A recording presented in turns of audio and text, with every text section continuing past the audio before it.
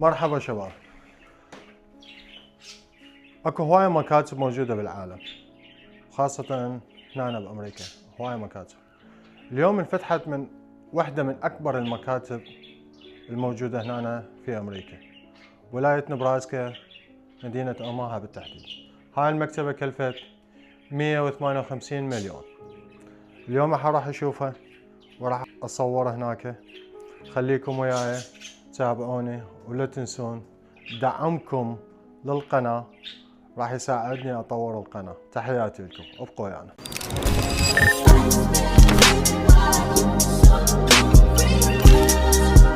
Hey, yeah, yeah, yeah, let's go, yeah, let's go, let's go. يعني ما قدرت اشرح واتكلم بالفيديو بصوت عالي لانه المكان كلش هادئ، المكان كلش هادئ، كل الموجودين بيه ماخذين كتبهم ودا يقرون. خليكم وياي.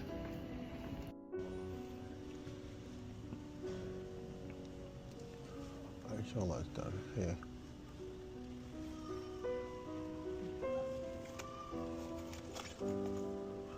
كتب، هاي الباجات مالتهم. شوف ما شاء الله، هاي صورة يقول لك ماكو تفرقة.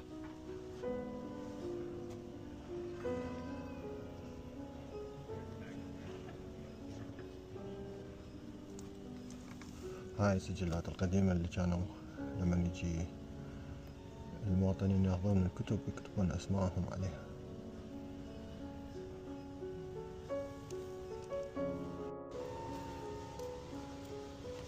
هاي الطريقة كانوا يطبعون بها يكبسون بها الكتب، يعني يصفطون الأوراق ويحطون اللاصق أو التيب على الجلاد ويكبسوا بهاي الطابعة أو هاي المكبسة يكبسوا بها الكتب.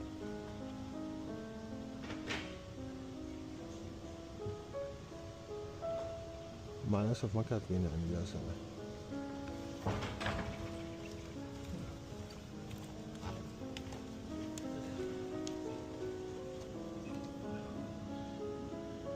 وهاي أول مكتبة انبنت بنبراسكا، ولاية نبراسكا. أول مكتبة انبنت في ولاية نبراسكا. وما بابليك لايبرري، لا اكشلي هذا بالداون تاون مال اوماها. هاي اللي فوق الكتب القديمة، الكابسة قديمة.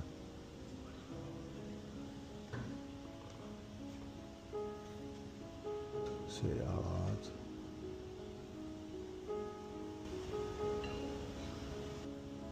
ذول المؤسسين المكتبة.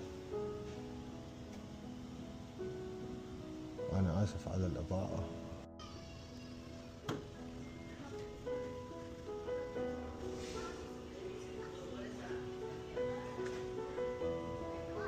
هاي الصورة القديمة شلون كانت المكتبة يقعدون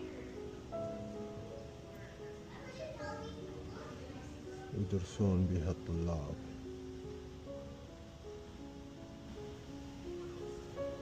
هاي صورة جديدة.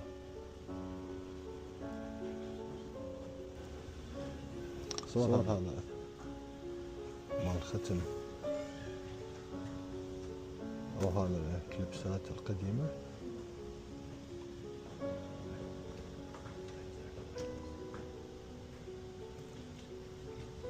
أحب الشغلات التاريخية.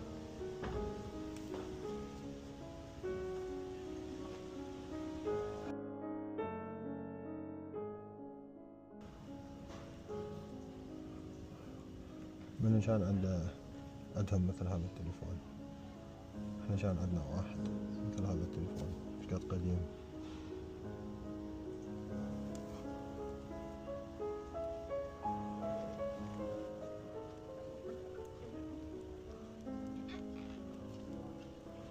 آلاف مؤلف من الكتب.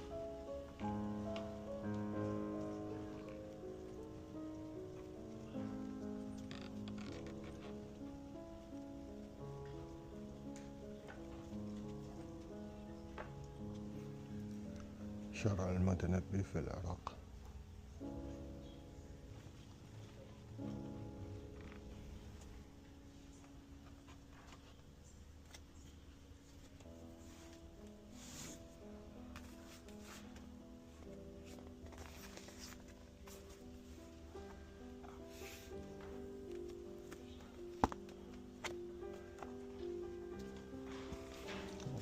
الكتاب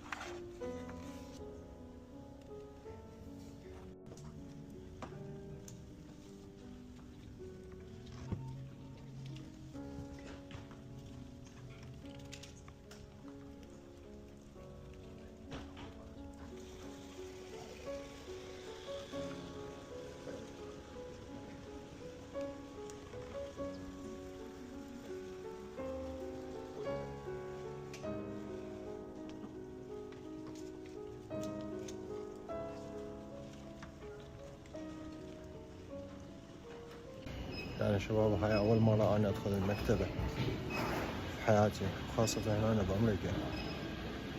يعني بصراحة انصدمت، يعني كمية الكتب الموجودة وكمية العالم الموجودين كلش هواي. فانصدمت هذا الموضوع. كتب والتكنولوجيا، اكو ماكينة اصلا هي تجيب لك الكتاب اللي انت تريده، بس يجيبكم اياه. يعني حكي يعني الساعة 4 العصر. كل هذا كتب، كل هاي كتب، وهاي الماكينة تجيب لك الكتاب اللي انت تريده. هذا قسم، هذا قسم. واو.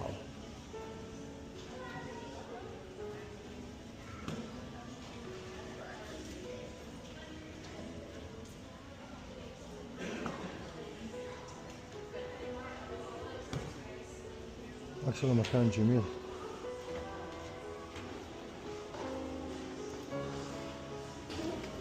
هذا القسم الرئيسي، القسم الأرضي، مجموعة كمبيوترات،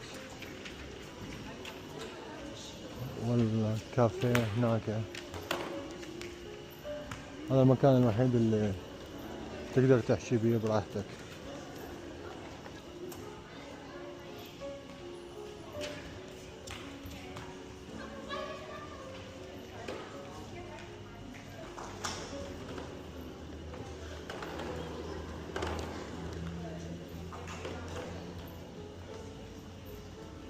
شباب، يعني أنا أول مرة أجي وأدخل مكتبة، بس بصراحة انصدمت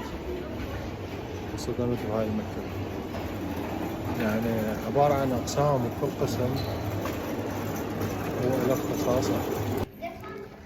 شلون راح أصير أول مرة أدخل وأخرج من المكتبة؟